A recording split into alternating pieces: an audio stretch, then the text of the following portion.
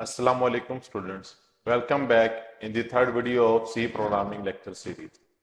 आज के इस लेक्चर में अभी तक के जो हमने लेक्चर डिस्कस किए हैं जिनमें के हमने प्रिंटफ के बारे में स्टडी किया, प्री प्रोसेसर डायरेक्टिव के बारे में स्टडी किया, मेन फंक्शन के बारे में स्टडी किया, तो इन्हीं टॉपिक्स को फर्दर मजीद आगे लेकर चलेंगे कि जिसमें हम ये देखेंगे कि जो प्रिंटफ का फंक्शन हमने मेन के फंक्शन के अंदर यूज किया है जिसकी मदद से हम स्क्रीन पर कोई आउटपुट प्रोड्यूस करवाते हैं या प्रिंट करवाते हैं, उस प्रिंटफ के फंक्शन को मजीद हम किस तरह से इनहेंस कर सकते हैं, मजीद उसमें किस किस किस्म की मॉडिफिकेशंस करके उसके रिजल्ट्स को हम मजीद चेंज कर सकते हैं। तो चलिए शुरू करते हैं अपना आज का लेक्चर। जी तो स्टूडेंट्स, जैसा कि लास्ट लेक्चर के अंदर हमने देखा था कि हम स्क्रीन पर हेलो वर्ल्ड किस तरह से प्रिंट कर सकते हैं, और इस प्रोग्राम के दोबारा रन करके देख लेते हैं ताकि रिकॉल हो जाए। हम इसको दोबारा रन करते हैं तो ये देखें आपके सामने स्क्रीन पर हेलो वर्ड जो है वो प्रिंट हो गया है। अब मैं ये चाहता हूं कि हेलो जो लिखा हुआ है ये हेलो फर्स्ट लाइन में लिखा हुआ है और जो वर्ड लिखा हुआ है ये सेकंड लाइन में लिखा हुआ है। तो इस काम के लिए मुझे इस प्रोग्राम के अंदर, इस कोड के अंदर जो कि ये लिखा हुआ है, इस कोड के अंदर कुछ चेंजिंग्स परफॉर्म करनी पड़ेंगी। बेसिकली इस पर्पस के लिए हम लोग क्या करते हैं, एस्केप सीक्वेंसेस का इस्तेमाल करते हैं। नाम से ही जाहिर है कि एस्केप सीक्वेंसेस वो होते हैं जो किसी एक खास सिचुएशन से निकलने के लिए, किसी एक खास सिचुएशन को सॉल्व करने के लिए, रिजॉल्व करने के लिए इस्तेमाल होते हैं। उसको हम क्या बोलते होते हैं, एस्केप सीक्वेंसेस बोलते होते हैं। तो बेसिकली अब हमें करना क्या पड़ेगा इस कोड के अंदर, इस कोड के अंदर जस्ट हमें यहां पर हेलो के बाद एस्केप सीक्वेंस ऐड करना पड़ेगा। तो एस्केप सीक्वेंसेस ऐड करने से पहले या एस्केप सीक्वेंसेस के स्ट्रक्चर को डिस्कस करने से पहले ये देख लेते हैं कि एस्केप सीक्वेंस से क्या मुराद होता है।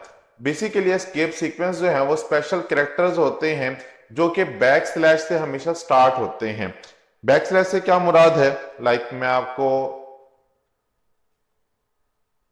अगर थोड़ा सा समझाना चाहूं तो बैक स्लैश से मुराद होता है ये कि जब भी हम किसी भी सिंबल को इस तरह से लिखते हैं तो बेसिकली इसका मतलब होता है कि ये बैक स्लैश है। अगर मैं यहाँ पे लिखूं तो ये बैक स्लैश है और ये वाला जो स्लैश होता है इसको हम फॉरवर्ड स्लैश बोलते होते हैं। तो ये हमारे पास बैक स्लैश है और ये वाला स्लैश जो है ये फॉरवर्ड स्लैश है। तो हमने क्या करना है, इस वाले स्लैश का इस्तेमाल करना है। तो कोई भी स्पेशल कैरेक्टर्स जो एस्केप सीक्वेंसेस के अंदर आते हैं, सभी स्पेशल कैरेक्टर नहीं आते, लिमिटेड है। तो एस्केप सीक्वेंसेस क्या होते हैं, स्पेशल कैरेक्टर होते हैं जो बैक स्लैश से स्टार्ट होते हैं और किसी ना किसी सर्टेन कंट्रोल को या नॉन प्रिंटेबल कैरेक्टर को डिनोट करते होते हैं। मिसाल के तौर पे आप लोगों ने एक लफ्ज सुना होगा बैक स्लैश एन के नाम से। बैक स्लैश एन बेसिकली क्या करता है, back slash n new line character होता है। इसका काम होता है कि लाइन को ब्रेक कर दे और जो अगला पोर्शन है लाइन में लिखा हुआ उसको क्या कर दे, अगली लाइन पे शिफ्ट कर दे। मिसाल के तौर पे हमारा जो एक कोड लिखा हुआ है, अब हम चाहते हैं कि हेलो के बाद जो वर्ड्स लिखे हुए हैं, जो कुछ लिखा हुआ है, ये क्या हो जाए, शिफ्ट हो जाए नेक्स्ट लाइन के ऊपर। तो उसके लिए हमें क्या करना पड़ेगा, हेलो के फौरन बाद हमें बैक स्लैश का इस्तेमाल करना होगा। तो हम यहाँ पे क्या करते हैं, बैक स्लैश एन लिख देते हैं और इसको कंट्रोल एस करके दोबारा सेव कर देते हैं और अब फिर इसको रन करते हैं। तो ये देखें कि हेलो के बाद वाला जो लिखा हुआ था, वर्ड का लफ्ज लिखा हुआ था, वो क्या हो गया, अगली लाइन पे चला गया।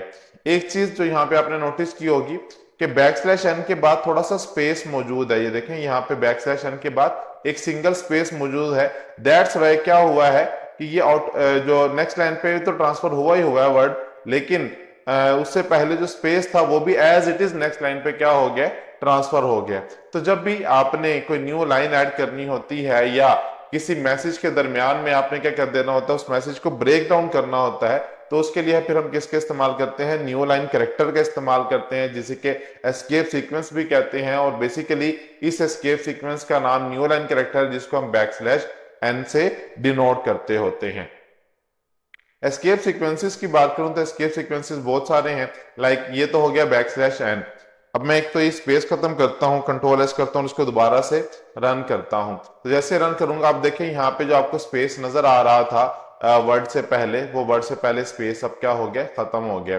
अब मैं चाहता हूं कि नहीं हेलो तो लिखा रहे बट वर्ड जो है वो थोड़ा सा इंडेंटेड हो। तो उसके लिए हमारे पास टैब कैरेक्टर मौजूद होता है जो कि हम बैक स्लैश टी के साथ जो है ना यूज करते होते हैं। \t का मतलब होता है टैब, ठीक है। तो अब हम इसको अगेन सेव करके रन करते हैं। तो ये देखें जी, अब आपके सामने ये देखें हेलो बिल्कुल स्टार्ट में लिखा हुआ है, और जो वर्ड है वो थोड़ा सा इंडेंटेड है, वो थोड़ा सा आगे लिखा हुआ है। ऑलमोस्ट 6 to 8 स्पेसिस के इक्वल जो है टैब जो है ना वो एक स्पेस कंज्यूम कर रहा है यहाँ पे। तो बेसिकली हेलो वर्ड के दरमियान अगर आप टैब देना चाहते हैं तो देन आप इस तरह से कर सकते हैं। इसको मजीद अच्छे से अंडरस्टैंड करने के लिए हम एक एग्जांपल ले लेते हैं कि हम क्या करते हैं। जिस तरह से बुक्स के अंदर आपने अक्सर देखा होगा कि हेडिंग लिखी हुई होती है और हेडिंग के बाद नीचे टेक्स्ट लिखा होता है, बट वो जो टेक्स्ट होता है वो थोड़ा सा इंडेंटेड होता है, थोड़ा सा आगे करके लिखा होता है लेफ्ट साइड बॉर्डर से ना। तो हम भी आज यही काम करते हैं कि इसको मिटा देते हैं। हम यहाँ पे लिखते हैं इंट्रोडक्शन, और इंट्रोडक्शन जैसे ही मैंने लिखा, मैं चाहता हूं इसके फौरन बाद क्या हो जाए, लाइन ब्रेक हो जाए। तो यहां पे मैं \n का इस्तेमाल करूंगा, और इसके बाद मैं कुछ भी टेक्स्ट लिखना चाहता हूं, like welcome to think and code, today we are discussing about the escape sequences.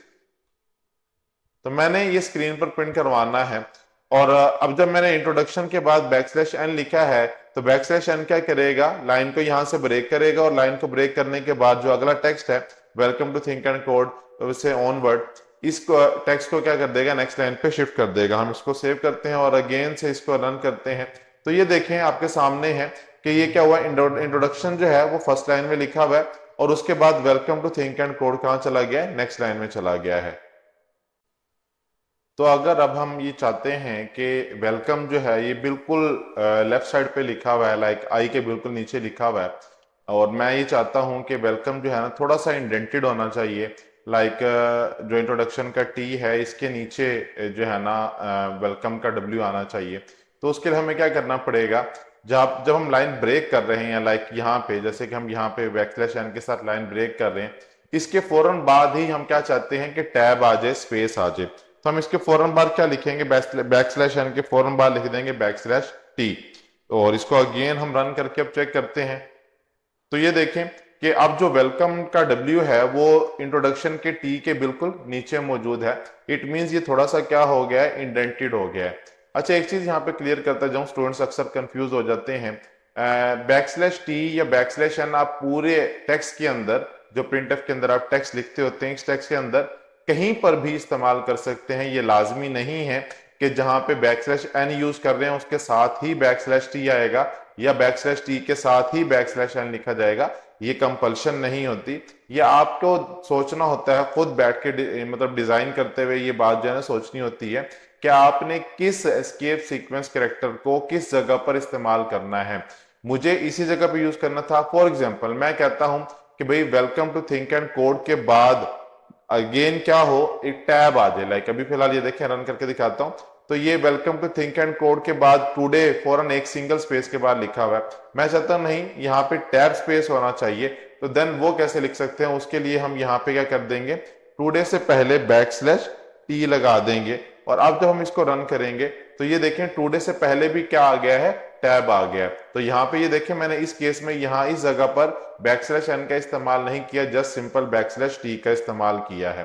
तो ये बेसिकली एस्केप सीक्वेंसेस होते हैं या एस्केप सीक्वेंस कैरेक्टर्स होते हैं। इसके अलावा भी बहुत सारे होते हैं। मिसाल के तौर पे अगर मैं ये चाहता हूं कि जो थिंक एंड कोड है ये इन्वर्टेड कोमास के अंदर लिखा हुआ है, लाइक अभी तो फिलहाल अगर हम इसको रन करते हैं तो थिंक एंड कोड क्या होता है, बगैर इन्वर्टेड कोमास के नजर आता है हमें। ये देखें think and code simple text की फॉर्म में नजर आ रहा है, बट मैं ये चाहता हूं कि थिंक एंड कोड क्या हो, इन्वर्टेड कोमास के अंदर नजर आए। तो मुझे इससे पहले \/ लगाना होगा और डबल कोट लगाने होंगे, ठीक है। और इसी तरह से जहां पे मुझे इसको क्लोज करना है वहां पे डबल कोट क्लोज हो जाएंगी और \/ लग जाएगा। तो अब क्या होगा, \/ से ही ये स्टार्ट किया और \/ से ही इसको एंड करेंगे, और दरमियान में डबल कोट्स, और उसके दरमियान में हम क्या लिखेंगे, टेक्स्ट। अब क्या होगा, जो थिंक एंड कोड हमें लिखा हुआ नजर आ रहा था वो इन्वर्टेड कोमास के या डबल कोट्स के अंदर लिखा हुआ नजर आएगा। लाइक मैं इसको सेव करता हूं।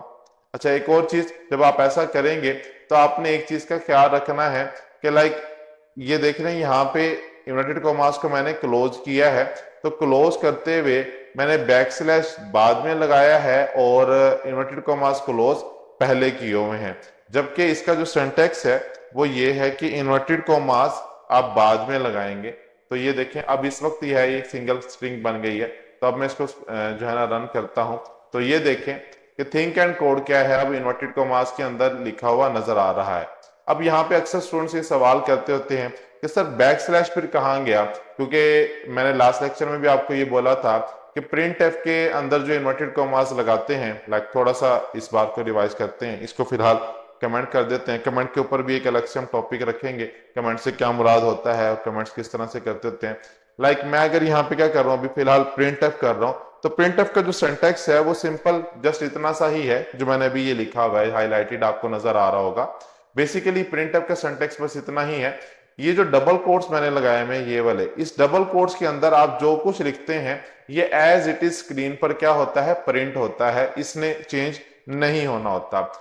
अब यहाँ पे सवाल पैदा होता है कि सर आपने जो ये ऊपर लिखा है, लाइक नीचे वाला मैं भी कमेंट कर देता हूं, ऊपर जो मैंने ये लिखा है बैक स्लैश फिर इन्वर्टेड डबल कोट स्टार्ट किए हैं, फिर उसके बाद बैक स्लैश लगा के डबल कोट को मैंने क्लोज किया है, तो ये वाला डबल कोट क्यों प्रिंट नहीं हो रहा और बैक स्लैश एन या बैक स्लैश टी क्यों प्रिंट नहीं हो रहा। तो अभी कुछ देर पहले इसी वीडियो के अंदर मैंने आपसे एक बात अर्ज की, उसमें क्या कहा कि स्पेशल कैरेक्टर्स वो होते हैं जो नॉन प्रिंटेबल होते हैं, ये प्रिंट नहीं होते, ये सिर्फ एक खास किस्म की फंक्शनैलिटी को परफॉर्म करने के लिए इस्तेमाल होते हैं।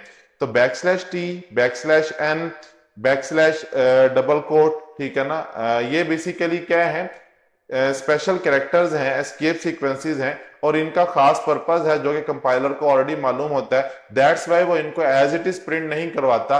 बट इन केस अगर आप इसके सिंटैक्स में गलती करते हैं तो उस सूरत में ये क्या करेगा, इसको एज इट इज प्रिंट करवा देगा। मिसाल के तौर पे अभी मैं यहां से इन्वर्टेड कॉमास ये वाले मिटा देता हूं और इसको सेव करके अब रन करता हूं, तो देखिएगा यहाँ पे अब इस केस में आपको बैक स्लैश के बाद जो मैंने इन्वर्टेड कॉमा स्टार्ट किए थे वो नजर नहीं आ रहे। तो बैक स्लैश क्या था, back slash basically escape sequences को आइडेंटिफाई करने के लिए इस्तेमाल होता है, दैट्स व्हाई वो प्रिंट नहीं हुआ। बट इन केस अगर आप चाहते हैं कि बैक स्लैश भी प्रिंट होना चाहिए था, तो आप यहाँ पे 2 दफा बैक स्लैश लगा देंगे, तो एक बैक स्लैश जो होगा वो प्रिंट होगा और दूसरा क्या होगा, ये बता रहा है कि ये क्या है, एक एस्केप सीक्वेंस है।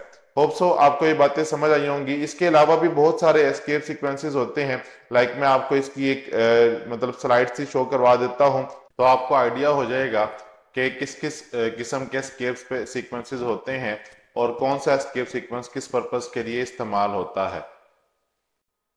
तो ये देखिए आपके सामने स्क्रीन पर एस्केप सीक्वेंसेस का एक टेबल मौजूद है, जिसमें बैक स्लैश एन जो है वो न्यू लाइन के लिए इस्तेमाल होता है, बैक स्लैश टी टैब के लिए यूज होता है। आपने डबल कोट्स लगानी है तो बैक स्लैश के बाद डबल कोट लिख देंगे, जैसा कि मैंने भी आपको करके दिखाया, तो डबल कोट्स ऐड हो जाएंगी आपकी स्ट्रिंग के अंदर। इसी तरह सिंगल कोट लगानी है तो उसके लिए आप बैक स्लैश और सिंगल कोट लगा देंगे, और अगर आप ये चाहते हैं कि बैक स्लैश इटसेल्फ प्रिंट हो तो आप उसके लिए डबल बैक स्लैश लगाएंगे। तो एक बैक स्लैश एस्केप सीक्वेंस को आइडेंटिफाई करने के लिए और दूसरी बैक स्लैश क्या होगी, वहां पर as a back slash print करवाने के लिए। इसी तरह अलर्ट, अगर कोई बेल बीप का साउंड अगर आपने क्रिएट करना है तो उसके लिए बैक स्लैश ए यूज होता है। बैक स्पेस, अगर आप चाहते हैं कि वो आपको बैक स्पेस नजर आए कि कर्सर जो है बैक पर मूव हो जाए, तो देन बैक स्लैश बी का इस्तेमाल करते हैं। इस तरह कैरिज रिटर्न के लिए बैक स्लैश आर होता है, वर्टिकल टैब के लिए बैक स्लैश वी होता है, फॉर्म फीड के लिए बैक स्लैश एफ होता है, और इसी तरह से नल कैरेक्टर के लिए बैक स्लैश ओ होता है, क्वेश्चन मार्क के लिए बैक स्लैश क्वेश्चन मार्क होता है, हेक्साडेसिमल एस्केप के लिए back slash x double H होता है, ऑक्टल एस्केप के लिए बैक स्लैश ट्रिपल ओ होता है, यूनियन कोड एस्केप के लिए बैक स्लैश कैपिटल यू होता है, एस्केप कैरेक्टर के लिए बैक स्लैश ई होता है। तो ये कुछ एस्केप सीक्वेंसेस हैं जो कि सी प्रोग्रामिंग के अंदर जो है ना इस्तेमाल होते हैं। तो आप इनको एक नजर देख लीजिएगा, प्रैक्टिस कर लीजिएगा। इन केस अगर आपको किसी किस्म की कोई प्रॉब्लम का सामना करना पड़ता है या कोई इशू होता है इनको प्रैक्टिस करने में, तो आप मुझे वीडियो के नीचे ही कमेंट करके बता दीजिएगा। मैं नेक्स्ट वीडियो जो होगी उसमें इंशाल्लाह आपके क्वेश्चंस का आंसर आपको प्रोवाइड कर दूंगा। तो ये था जी हमारा आज का टॉपिक। होप सो आपको आज का लेक्चर पसंद आया होगा। अगर आपको आज का लेक्चर पसंद आया है तो हमारे चैनल को सब्सक्राइब करना और वीडियो को लाइक करना और बेल आइकन पर क्लिक करना मत भूलिएगा। इंशाल्लाह बहुत जल्द आपसे एक नए टॉपिक नई वीडियो के साथ मुलाकात होगी। तब तक के लिए मुझे इजाजत दीजिए। अल्लाह हाफिज।